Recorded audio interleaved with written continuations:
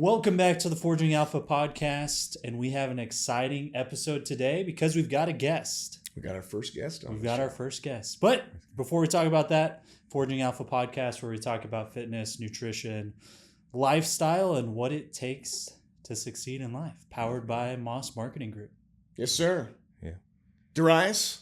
Excited, guys. Excited to have you, man. Yes, sir. So give us a little background about you as a person, what you do, who you are. Sounds good, man. Durias Henry, I am the CEO of TNT Fitness. We started TNT Fitness 2021. But before we kind of dive into that, married, 2 kids, 7-year-old daughter, 3-year-old son, super busy life, stay-at-home wife who runs our meal prep portion of the business too. And yeah, man, just in a lane of creating generational wealth is the all-time goal. So not to like bore you guys with long stories, but just a hustler, man, you know, a man with dreams, and aspire to put my family on my back and make sure that we get to where we're going to go alongside with God. Let me put God in there first. You know, a lot of times people tell their story, but I truthfully wouldn't be here without God being the forefront of leading the ship and just me obeying and following, leading my family. So yeah, man, just trying to thrive and continue to get better at what I do. Awesome, dude. Yes, sir. Awesome. So talk to us a little bit about your transition, because you weren't always in the fitness industry, right? Before TNT Fitness, you were in law enforcement, right? Yes. So prior to law enforcement, I was with KCPD for about, let's say a short 3.5 years. About 2020, when the protests started to come out, I was already having get those feelings of like, maybe it's time to move on and do something different. But you had that mindset of not quitting something and being, being a leader and being strong. I started going through like just random things. I think that same year, 2020 of Thanksgiving, I got hit by a drunk driver in the car, so signs and paying attention to the signs. So I got into patrol car? Yep, in the patrol car. Messed my C1 through C4 up and whole left leg, and pretty much, I did a little bit of PT, but rehab myself. That was my first, okay, I think I want to do something a little bit different. When I realized I can heal myself, it wasn't like an injury where you can just pop back into the gym and go about your business, as dealing with the nervous system and so on and so forth. Different kind of injuries there. You got to slow things down. So prior to 2020, leading 2021, I think I was about done mentally. But I wanted to continue to find a way out. So when I started wholesale real estate, as I was telling you, in the 2020, that was the vehicle to at least give myself a chance, And then going to 2021, I was doing like 3 things at once, pretty much. Started my first prep, January 1st, 2021. And then... Bodybuilding prep? Bodybuilding prep, cool. Yep. And I was like, okay, this is a different experience, eating the same things every day. Also, working in pretty strenuous jobs, as far as like physical, you get in car chases, you're fighting people, all the things that I was like, okay, my energy is dipping down, but I never really understood until I started asking questions. And that's when it intrigued me about maybe in the February, beginning of March, about like personal training and another avenue on top of what I was doing with wholesale real estate. To kind of just give myself a chance to, make some money and do something different. So about April 2021, in the beginning, that's when I think I was just totally done. Yeah. And yeah, about midway, I called my wife and I said, do you trust me? She said, yes. I said, oh, well, I think I'll be leaving KCPD next week. So it was a short notice. It was a very short notice, and kind of like I was saying earlier, a faith jump. That's all it was. I had no clue what I was doing, just be honest. Yeah. One of those things where you really got to pray on it. Like, God, you think I really can do this? She was pregnant with my son at the same time too. So a lot of emotions going on, and I just said, I got you. We'll figure it out. And I just went into it, man, started studying for like training, NASM, and understanding what it takes to train someone outside of yourself. Because as you know, it's very different. And from there, yeah, I just took off, man. I just never stopped, never turned back around, never gave up. We had some low end months, some short months. I mean, you know how it is when you first starting off, but made it work though. Yeah, man. It's awesome. Made it work. Good stuff. What was the main thing that caused you to start looking? Was it just your desire for improvement in yourself and life with leaving that? Because, I mean, what's the percentage of people that are in law enforcement, medical fields, doctors that are unhappy with that, right? But they just keep plugging along because that's what they're supposed to do. They went to school for that. They went to training for that. And so then they just stick in that same cycle and hamster wheel forever. It's a little sunk cost bias, right? Yeah. Funny story, man. I'll say, I don't know if you guys read the book Rich Dad Poor Dad. That was when I started reading that from, I believe I met him. His name is Troy Kearns. He's the one that introduced me to wholesale real estate. Oh, yeah. And Troy's doing a lot of real estate. Yeah. I met him on a call. So that's how I got into wholesale real estate. He asked me to get some homeless guys out of his place. And, you know, we did that. And from there, I was just interested. I'm like, man, what do you do? Yeah. And so we had coffee one day and I read that. And when I started learning about the 4 quadrants, that opened my brain a lot. Like, okay, we're in this quadrant and we start making our way in the circle, you know, get to the big B side and then the investor side. And, you know, when you started like reading self-help books and like started looking at like discipline and leadership, I would believe most people would take action. You know, that should be the goal. And so that book, man, that book changed my life forever, honestly. Really? As far as wanting to keep going and reading his story about Robert in the book, about him living in a car and doing unbelievable things that sometimes you'll look at and be like, okay, I think we can do this. You know, if you put your mind to it and you dig deep and you work hard. I think a lot of people miss that. And things we want, we pray for things, but I mean, you can pray all you want to, but if you don't put any action or effort, I mean, it just sits there. Yeah. And so that's all I did, man. Just put action behind the prayer. Actions or faith without actions is dead, right? Yep. So that was the big bang, man. And once it clicked in my brain that things are possible through hard work, I never went back. I mean, and I have thoughts of like, man, I could go get a job and I could do this, and I'll never knock a job, but I would say for my calling, I'm just ready to continue to take on the world, man, and the entrepreneurial side. Yeah, man. Yep. Yeah. There's a different level when you're building something and part of something bigger, right? Because it's just like there needs to be law enforcement, there needs to be for sure doctors, for sure. But honestly, man, I'll say law enforcement. I think a lot of times when you leave establishments or organizations, they think you're going to bash or talk bad about it. It was I give my hats off, man, because it taught me true resilience, true strength. Like, man, you stand on that front line with a gas mask on for hours and you get things thrown at you. I mean, law enforcement, you can't move, you can't go nowhere. You have people yelling at you, talking about. I remember a lady told me I could feed my family from the food pantry. And I looked at her and I have a gas mask on. I said, ma'am, I can't do that. I have to work, you know, and it just taught me grit, man, true grind. I mean, you grind in a uniform. I know people don't see that, but you're flying by the seat of your pants all day. You gotta learn how to react in 1 second, 2 seconds, if not shorter.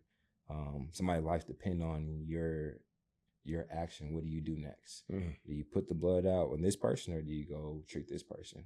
You know, like those things taught me how to make decisions fast in life too. Yeah. You know, like option A sounds okay. Option B sounds a little bit better, but sometimes you don't have that long to make a decision though. And that's what law enforcement taught me, to think on my toes quickly. You know, so my wife looks at me like, why are you always moving so fast? And I said, I can't help it. That's how fast I feel life goes if you don't take the action. 100%. So, yeah. Kansas City's not an easy place to be law enforcement either. My dad is law enforcement, uncles, so I come from a family of law enforcement, but it's not.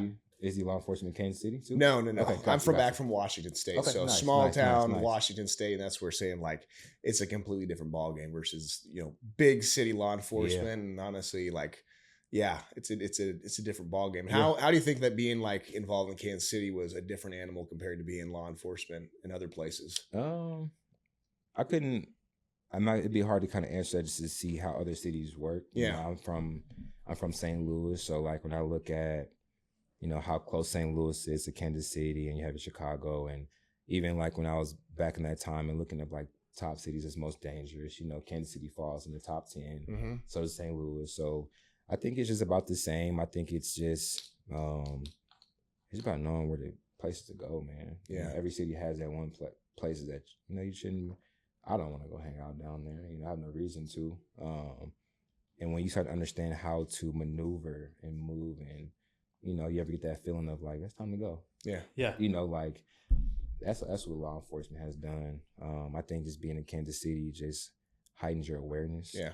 You know, if I was to just give a pretty good answer, just always be aware. You know, a lot of times people live in say La La Land. You know, we're always on our phones, and next thing you know, somebody's like, "Hey, give me your stuff." You're like, "Oh, I didn't see you.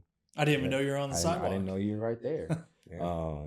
So you just some life skills that you can take with you, and you can encourage your family members and other people just to be aware. Not saying always just be like a stick in the mud and always hiding, but I believe it's good to get out your car and pay attention to your surroundings when you're pulling up home.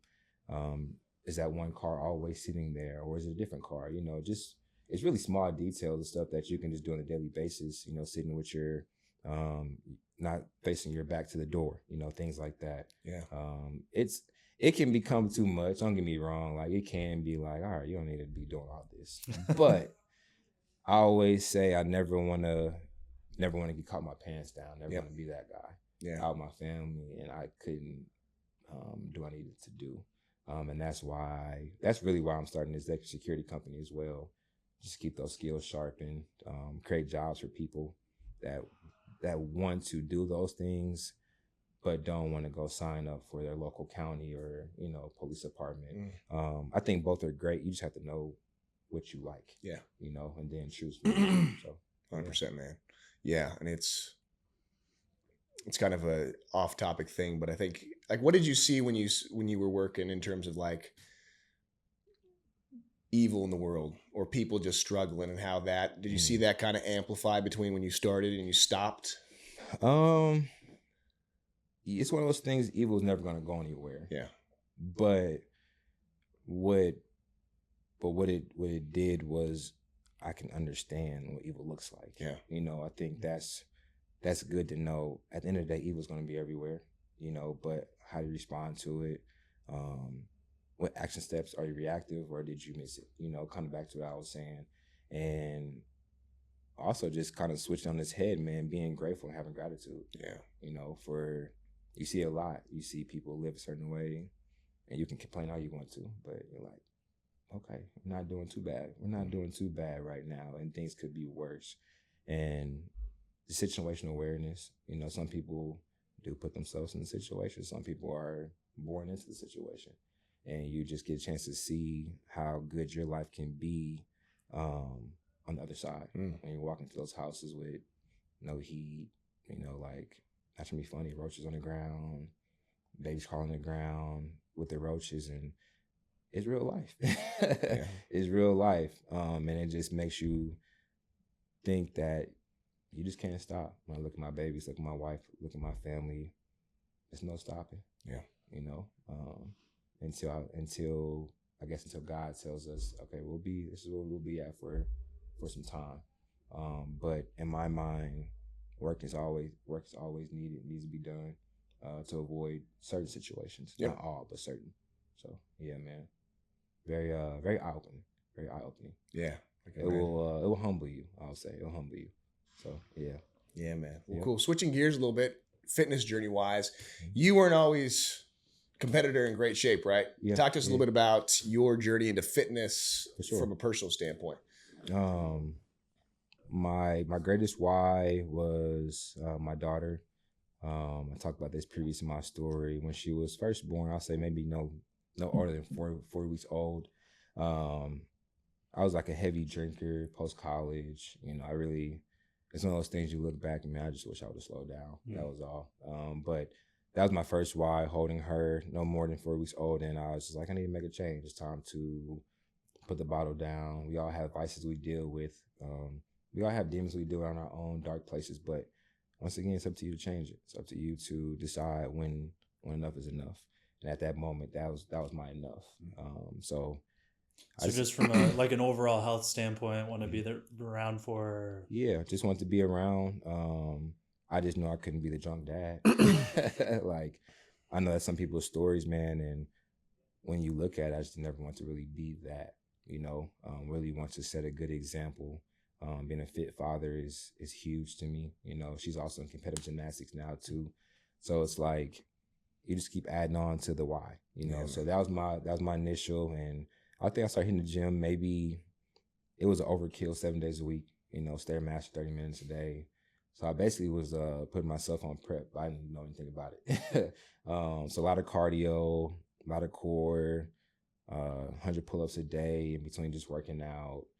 Didn't really have a structure back then. I knew about basic lifts, your bench press, your deadlift, your squats. Were you doing anything before this, or you're kind of jumping in? Yeah, I was working out before then. I was just a guy that lift weights and was drinking alcohol, and watching CT Fletcher.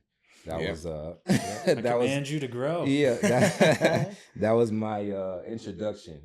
And man, strong as an ox, man. But when I'm at home and you're just sitting in a chair and you're like 250 sweating, you're just like, this isn't right. Was the alcohol more recreational, or were you using that as a escape, a crutch? I'll say both. Yeah. Honestly, both. Yeah. When you're young and you feel lost, man, and you don't really use resources to talk, like even being an adult now, I'm 32 years old, I believe in therapy. Yeah. If you need to talk to somebody, go talk to somebody. But back then, 24, 25, like, you're not thinking about that. Yeah. You're thinking about, of course, going to work. I didn't have any kids prior to that, but then my daughter is born. It's still the same thing. Now you work more. Now bills are adding up. So I still was working. And the funny thing was, I was working with at-risk juveniles, so I was supposed to be some kind of mentor, which I was. But it's like, like you are mentoring these young men, and they're in a lockdown facility, and some don't do certain things. But guess what? You have the freedom to go home and do certain things that you're still telling someone not to do. So it's kind of like a self-reflection moment. Like, I gotta do this in moderation. I gotta slow down. Yeah. Alcohol has done nothing but get me in trouble. So I think I have my answer. And so yeah, man. Just when I started that journey around when Thomas Shoe first was born, just never stopped. Still was on the CT Fletcher vibes. Heavy weights, a lot of food, steak and shakes. And then I said, okay, I need to learn about nutrition now. And still didn't know much anything. Just eat whole foods, high protein. I didn't know what a macro nutrient, I didn't know anything about that. It was gym 7 days a week, cut back on pizza and cheeseburgers, and just kind of eat whole foods. Didn't have much money at the time. So back then I could eat cereal and PB&J. I didn't know much, man. I was just trying things, and putting in the effort and the work. And then you fast forward all the way to the 2021, where I really start to learn how to lift weights and programming and dieting and how much water you should drink. So really 3 or 4 years of just trial and error. Yeah. Falling, failing, getting back up again, falling, failing, getting back up again. To lead to the moment of now being in a training world, and you understand a lot more, even when discussions of, is there such thing as overtraining? To some people you will say it's not such thing, but some, say it is. And now you can start having those kind of conversations versus just go to the gym and hit the weights. Yeah. A little bit more detail in there. Mm-hmm. So yeah, man. When was your first prep and show? Again, you may have mentioned this in the first prep started the January 1st, 2021, all the way until it was an NANBF show, May. It was in early May. It was in Iowa. Yeah. That was my first show. I did men's physique. And I think I cut all the way down. I was about 190 around this time, 195. And I think my stage weight was about 158. Dang. And once again, along those times I was working in KCPD. So from January 1 to the April, and I had about a month, to kind of just relax a little bit before a show. But all of that just taught the strength, you know. Chasing someone through the woods with an AK off 15 grams of carbs is crazy. Probably Seriously. a little more difficult to do. Yeah. And then you got to go back to the station and talk about everything you observed from, I don't know, wherever you started chasing them from until the end, who was involved, how many cars, gathering all your facts. As your blood sugar's low and you feel like crap. Yes, and you have no answers. You're just going through the motions. But I turned numb though at a point though. You know, I turned numb because I was in the transition of leaving a job, or had the mindset of leaving a job and hustling and finding homes and going to work and training for free, all the way until where I said God just took the shackles off me, man. I was able to go fly high and you know, work for myself and stuff post show. And so all those things, from law enforcement to doing the show to doing wholesale real estate all at the same time, just building nothing but character. Yeah. You know, getting up at 3:30 in the morning every day, being at the gym by 4 to 6, and then being at the station from 6:30 until about 3:34, getting off work, then training for free, getting home about 8 or 9, see my family for about an hour, and then sleep. And I did that for about 6 months. Yeah. To get myself out the door. How was that first show experience for you? It was amazing, man. You know, it's one of those things that you didn't know what to expect. Posing wasn't the best. It was decent. So a lot of critiques there, but you know, sometimes, in my humble opinion, I think some people are born stars. You know, you're born to be the chosen one, and you just kind of got to walk the process down. That's kind of how I felt to be on stage. My first time being in a whole different world. Smiling, posing, showing off all the hard work that you put in, you know, for 3 or 4 months prior. It was a good feeling. We lost by 1 point though. So yeah, that was another lesson. All of it's just lessons, you know. Like, I don't know how I would have acted, or if I would have been humble if I won my first show. You know, first prep, first show, you go out there, you win, all of a sudden you're a pro. You know, and I know that happens sometimes, but you know, I think sometimes God just keeps you keep going. Okay, you lost by 1 point. Do we stop here, or do we do another one? And so I took a break for about a year, and then I got a new coach. And then we did a show September 2022, and then we went to Worlds in October of 2022, and I got my pro card then. And then the same thing, man. To me, it's a resume builder. I don't think being a pro makes you any better than the next. It helps, but I would never look at another man and be like, I'm better than you because I got a pro card. I don't think I even talked about it much after I got done. Yeah. It was one of those things that I wanted to accomplish and get done. So just add on to the reason why, okay, you can do this. You know, those one of those things that you write a goal down, you accomplish it, and your brain, it feeds your brain to say, okay, the next thing that I want to do, I can do if I put my mind to it. And that's what bodybuilding has done for me. And you take yourself through a 12-week, 16-week process. You don't eat anything but what your coaches give you. That's how life looks like. Sometimes you have to go through months of isolation to figure something out, and people think you're crazy. Oh, what's going on? You know, family members, stuff like that. But just learning lessons through isolation, through focus, through discipline, through consistency. Yeah, man. So, yep. Good stuff. What's the game plan going forward with the bodybuilding career? Man, bodybuilding, I go back and forth all the time because every time I look at myself in the mirror, I gotta get bigger. I mean, the truth, I can't. That feeling's never gonna go away. I know, man, but it's like it's really a challenge, man. I never knew bulking was so hard. Like, you know, you coming from being a bigger guy, and you look back years ago, I'm like, well, I used to be 260. Why can't I do it again? But you know, it wasn't the right way how to get 260 or 240 or 230. So yeah, man, right now I'm just hyper focused on just eating quality meals and getting my food in. You know, I love coaching more than getting on stage. Yep. I love seeing others thrive in a space that they never thought they could do.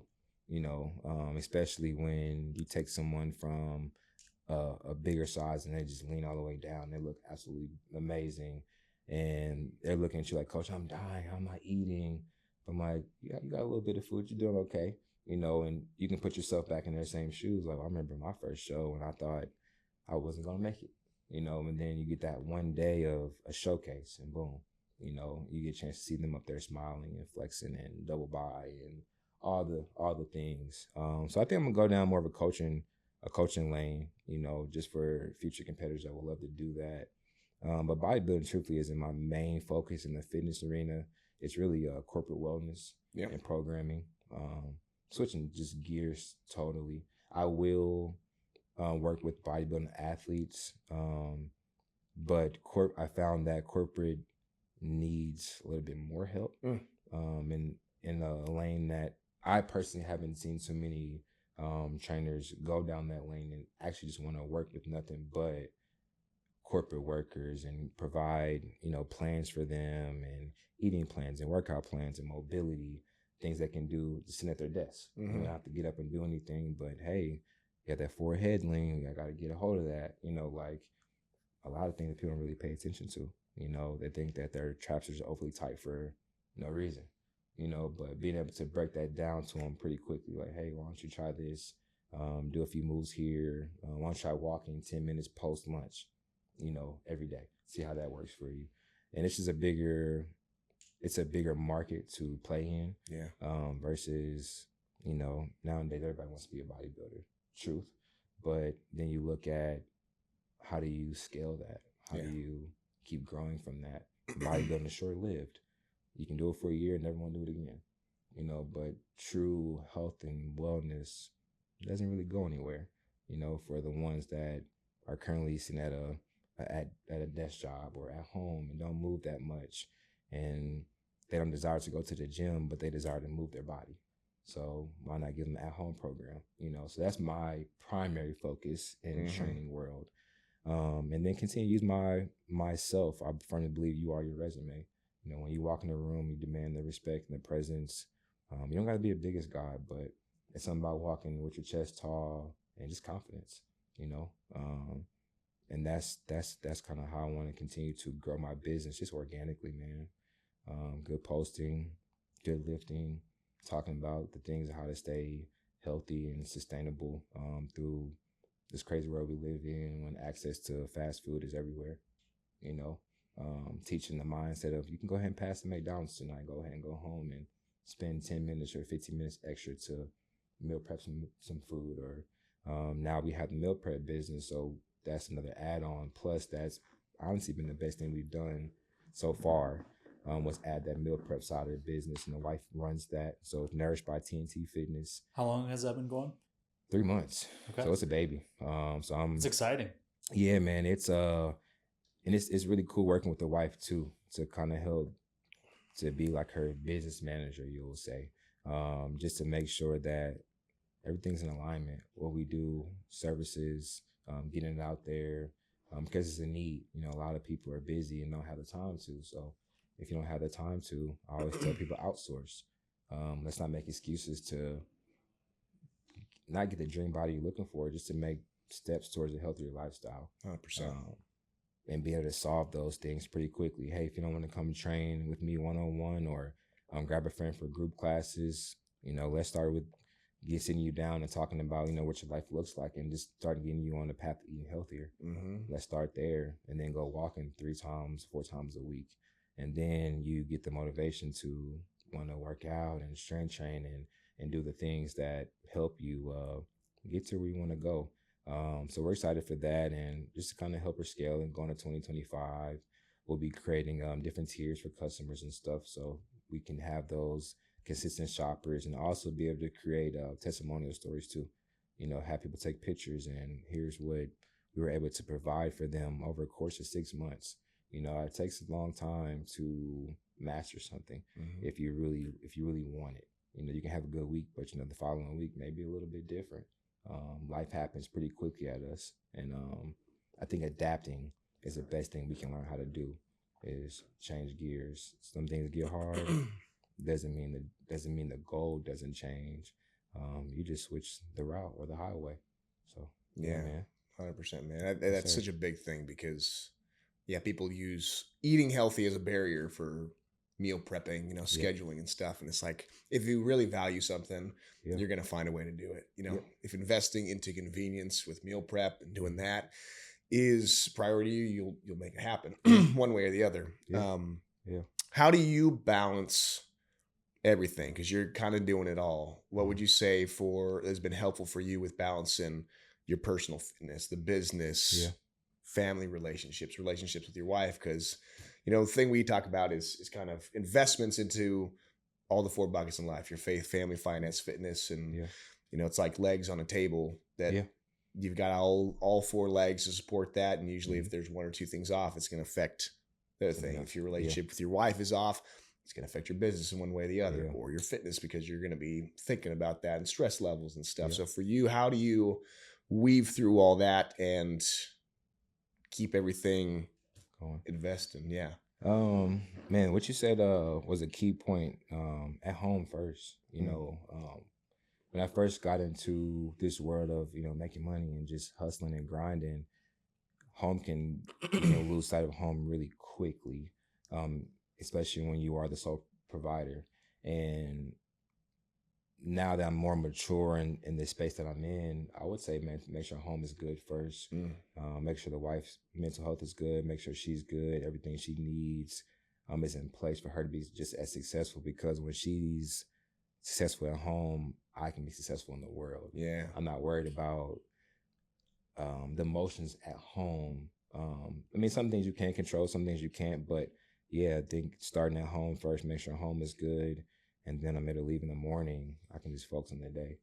But our schedule pretty much looks like this. I have a few clients at Liberty in the morning, 5, 6 a.m. I go home, grab my daughter, and I take her to school. I usually have like a 9 o'clock client. I'll train for a few hours. I train myself. If I do have another client, she will pick up. If I don't, I will pick up because her school is down the street from the gym. And then any kind of online program that I do have, I will drop my daughter off and then go do that for about an hour or 2 and then come back home. Try to keep it around like that 9 to 5 structure. Some days a little bit different. And the biggest thing, man, communication. Making sure we're on the same page. We're still babies in this space. I've only been operating out of this journey for about 4 years, and she's less than a year. But man, you look back and not sound cliche, man, I give glory to God. Like some things just don't make sense. When you go from leaving a job to, I guess you enter a space of working for yourself and not understanding where your next dollar is coming from. But man, just having a tight ship, really a tight ship makes things work pretty well. And as you know, you'll have some rough days. You have some ugly days that sometimes the schedule, you may have to change up a client schedule, or you may have to do something different just to make sure everything stays in alignment. But just staying really tight with each other, understanding each other helps out the house just as it runs itself. Making sure she has everything she needs and she does the same thing for me. And then the meal prep service started because of her. She prepped all my meals since I started my journey 4 years ago. So 4 years of watering something through one vehicle just speaks, to a unit, and sometimes people will ask like, well, how'd you guys get here? We just serviced each other, honestly. Just give each other our all, and able to see success from that. So how'd the conception of the meal plan side work? I was training one day, and she's been praying on what she would like to get into, as far as, because she's been a stay-at-home for about 3 or 4 years. So she got sick with both kids, so she couldn't work anyway. So I just took on most of the work, and then I just told her, you don't have to rush to find a job that you don't really want to be at. I don't want to do that. So man, I was just training one day, and a client asked me, he said, do you offer meal prep? And I was like, I said, we don't. But I remember the wife mentioning something about she would love to meal prep for a few of current clients that I had at the time that were doing the bodybuilding. And that's kind of how we got that started. And then, yeah, man, one day she started the name and we just hit the ground running from there. Just understanding that it was a solution that needed to be implemented quickly, versus one of those things that you got to think about for like 6-8 months, or sometimes you plan for a year, but it was like a no-brainer. Like, let's add this in here and let's see what happens. She's already very talented at it. Not trying to be biased because it's my wife or anything, but she can throw down though. She can make some meal prep food taste like some soul food. So I think it was just a win, you know, and we did a few samples for clients and they loved it. They gave her a 10 out of 10 and we just hit the ground running from there. So yeah, man, really good reviews. Really good reviews. Yep. Love that. Yep. For you, you mentioned running a tight ship. Are there certain things you've got in place that are like non-negotiables, 7 days a week, 5 days a week, that keep that ship running tight? Yeah. I keep going back to it, man, but stand in front of God's face. I get up. Well, I try to do it every day, but get up before my clients, get in my word, and ask for instruction. You know, sometimes we can make moves too fast, premature, and we weren't ready for it. So just starting there, man, I have a pretty consistent morning routine. Get up, get in my word, listen to what God has to say, and then I'll go attack my day outside of, you know, any goals I have set for clients or myself. But yeah, man, just starting my day strong in the spirit. The spirit leads me to do what I need to do for the day, take care of what I need to take care of. My mentor a long time ago told me, he said, if you take care of 1 million people, 1 million people will take care of you.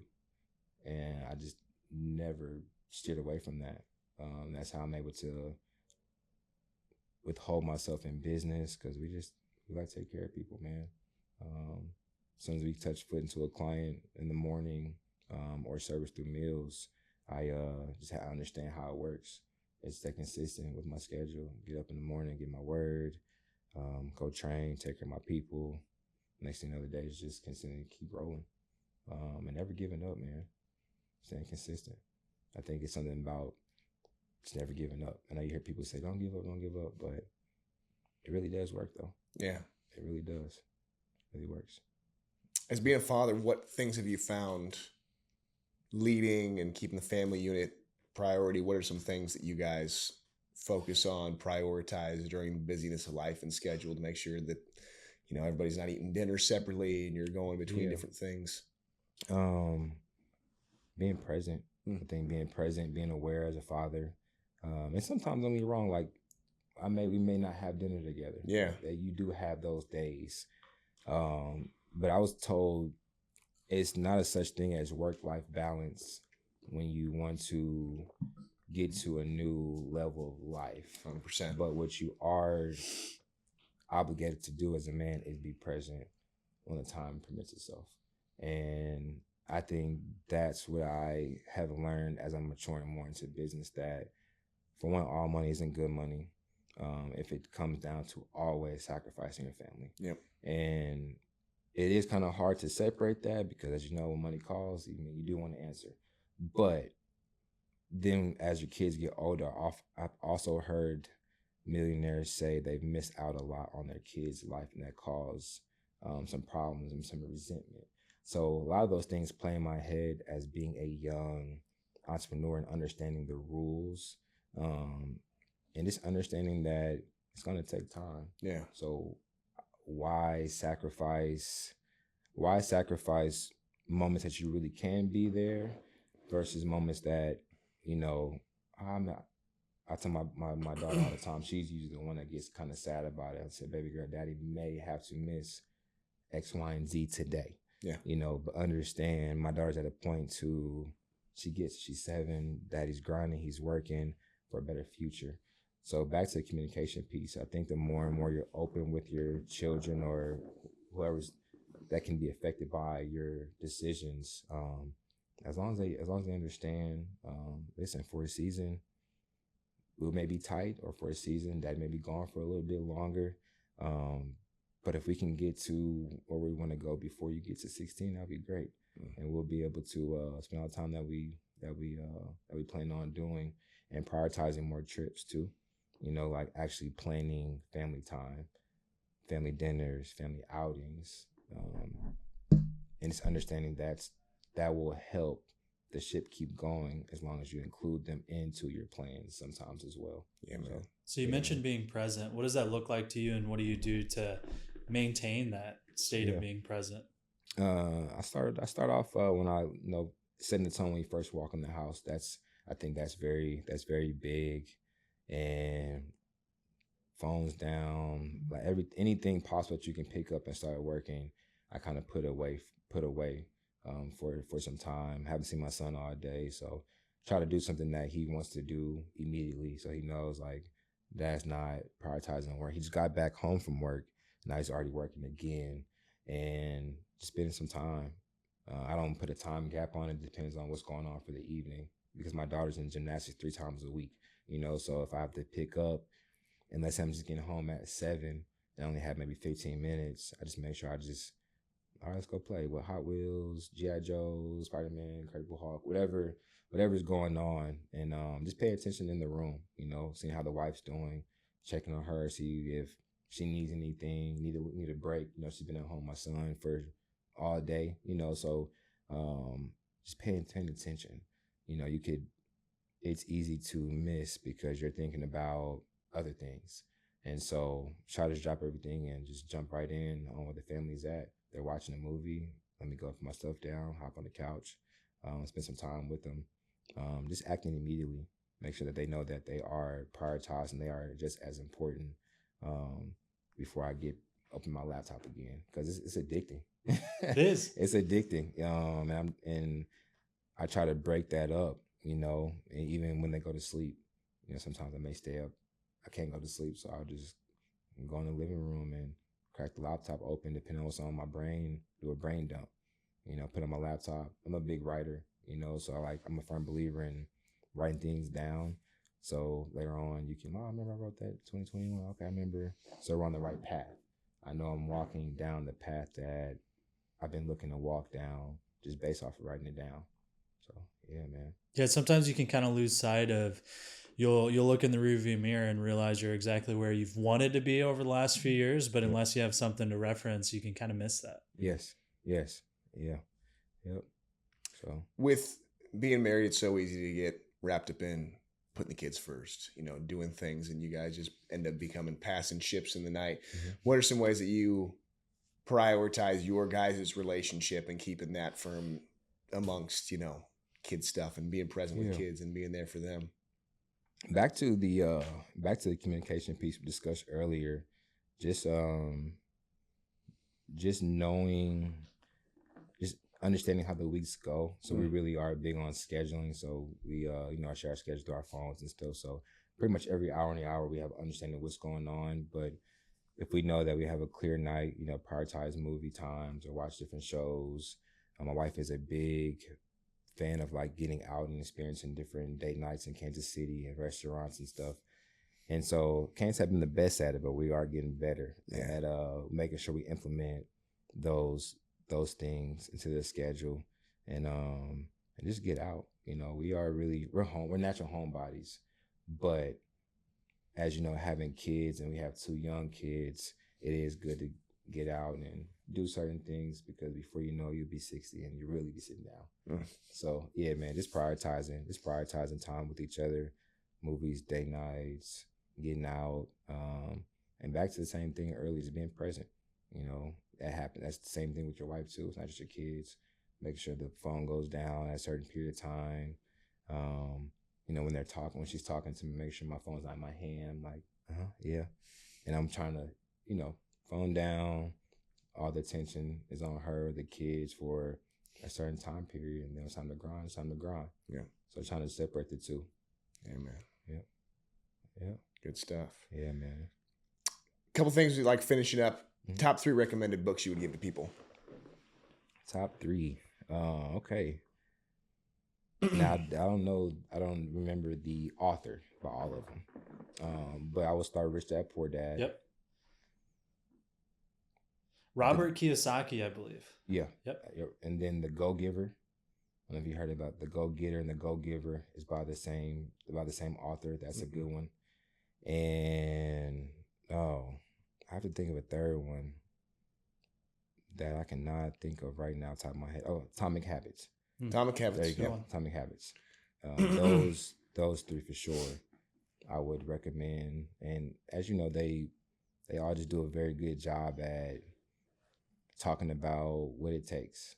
And I think that's what people need from different perspectives and viewpoints, whether it's talking about a quadrant of a business, between the go-giver and go-getter. It's surrounded around one guy that gets stuck in front of a big house and a fence, and he's in sales and just trying to make it happen and stuff, and he gets a lesson from an older gentleman that was once the same way but made it to a point that he was looking for, and he gave him game through sending him to do different things, and he would come back with a lesson. So it's kind of like a kid growing up. Your father, your mother gives you a lesson and you kind of wonder why. You come back and they give you like, well, here's why you had to. That's what that book's kind of around, just giving thorough instruction and understanding.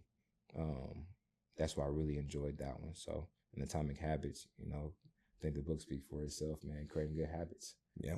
Consistent habits in order for you to be the best version of you.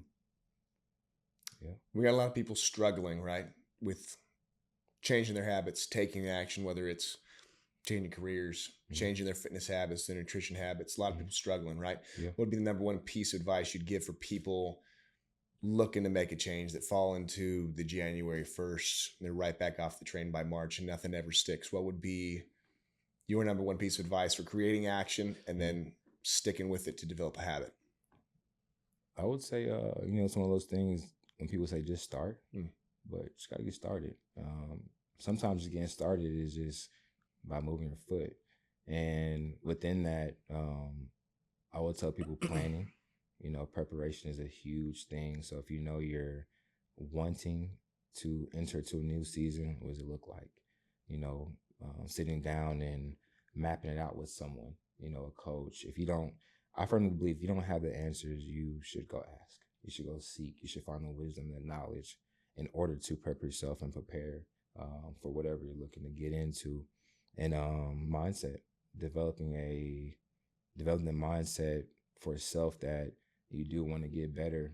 I don't think a person can get better if they don't want to get better. You can lead them to the water, but as you know the saying, you can't make them drink it. So starting with mindset, starting with that, making my mind that I want to get in shape or I want to get stronger. And then you prepare by going to seek and find the answers and the knowledge of the coaches to hold you accountable, because accountability is a huge thing. So just because you get started doesn't mean you stay consistent with it. And so within all that, man, mindset, just get started and prepare yourself for a hard journey, because that's what it takes. Is through hardship and trials and tribulations, you can be successful as long as you just never give up. Yep. So, yeah. What would be one thing you'd put on a billboard?